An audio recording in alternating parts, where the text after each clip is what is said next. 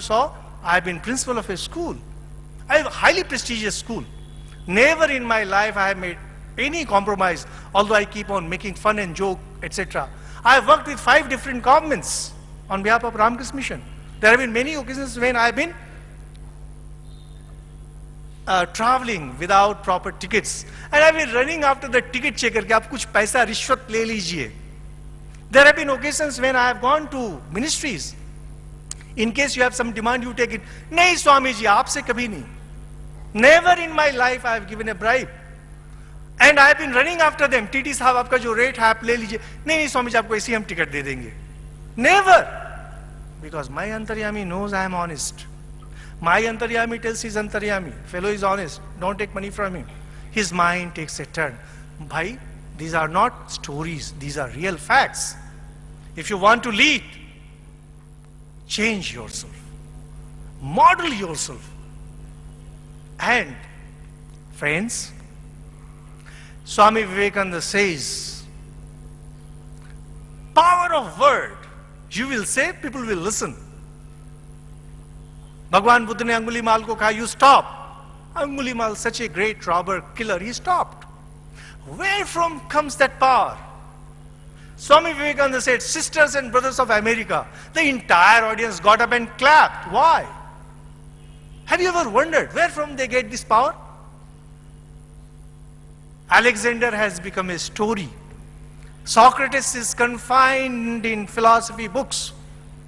Jesus Christ is worshipped in every house. He passed away 2000 years ago. Have you ever wondered? Is it a fraud that is being perpetuated? No, it's not. There's a power that works behind it. Now, what is that power? It is power of purity and power of silence. You cannot lead unless you are pure. You cannot lead unless you have learned inner silence. And once you get into a silent mode, the higher truths of life, they start revealing before you. And that is when you realize this world is not the ultimate truth.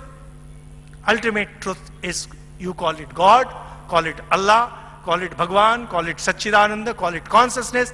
He alone exists. You are one with it. This is spirituality. If ever somebody asks you, what is spirituality?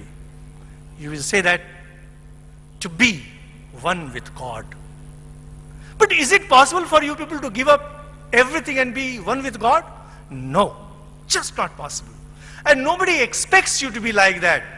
आपके सामने ऐसे table रहेंगे, बोतल रहेंगे, cold drinks रहेगा, कल cocktail dinner था, सब कुछ रहेगा. You want to enjoy a world, you also want to gain power. That is where the practical aspect of spirituality comes to your aid. We are weak people. We want to enjoy the world. We also want to gain power. Now there are 2 different ways of gaining power. As I said, one is demonic power, Asuri Shakti, where you try to build your mind, etc. Forget everything, you say, let the world die, I want to enjoy.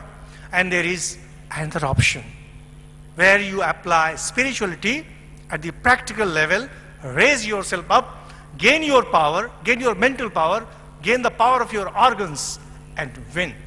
I'll just tell you a few simple things because we are running very late and I have to finish pretty quickly so that other session may continue. Now, before I tell you some practical aspects of spirituality, first I would like to caution, or it can also be seen as something positive. We people, we are monks, we have studied Vedanta, we have tried to understand it. How do we see the world? Where from has the world come? We've explained it in Vedanta as everything in this universe has certain properties, and those properties are known as tanmatras. Tanmatra, it's a Sanskrit term, which shows the intrinsic character of that object. So everything has a tanmatra about it. This microphone has a tanmatra about it. I brought a watch, it has a tanmatra about it. Interestingly, my eyes also have tanmatras about them. my ears, my body, my nose, everything has tanmatras. Now tanmatras have a very strange property.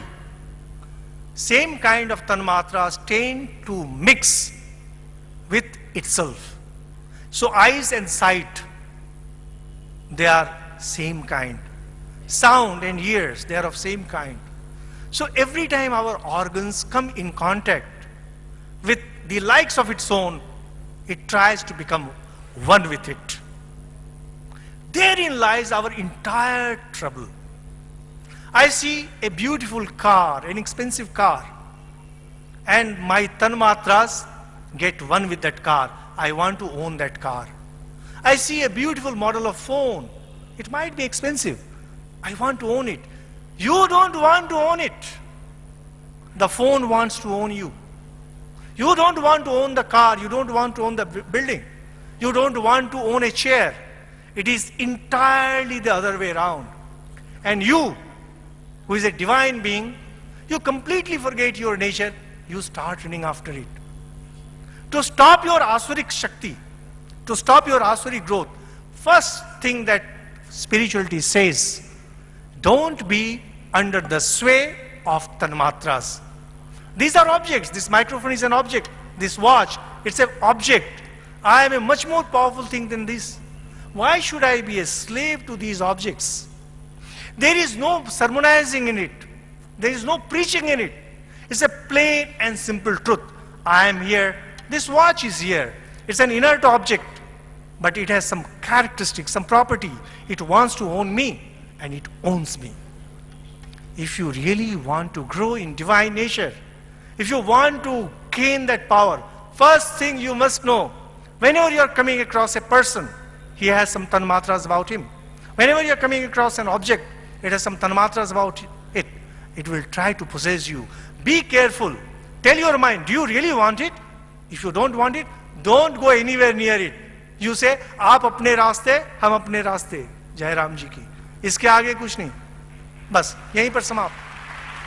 If you do not practice it, know that it will drag you down towards destruction. Then, second point is something that you people have heard many times, and that is Swadharma. Stick to your Swadharma. Swadharma always means detachment. You know, in earlier times, Gita and other scriptures, they have defined Swadharma differently. But Swami Vivekananda has very clearly said, detachment is Swadharma for this age. Unselfishness. Our scriptures nowhere say that, be poor. Our scriptures nowhere say that, be a wretched person. If you are driving a Maruti car today, it will never say that don't go for a Rolls Royce. It will say you will go for a Rolls Royce. What it says that, if you move from Maruti to Rolls Royce, don't be proud about it. And if you come down from Rolls Royce to Maruti, don't feel wretched about it. Stay detached about it.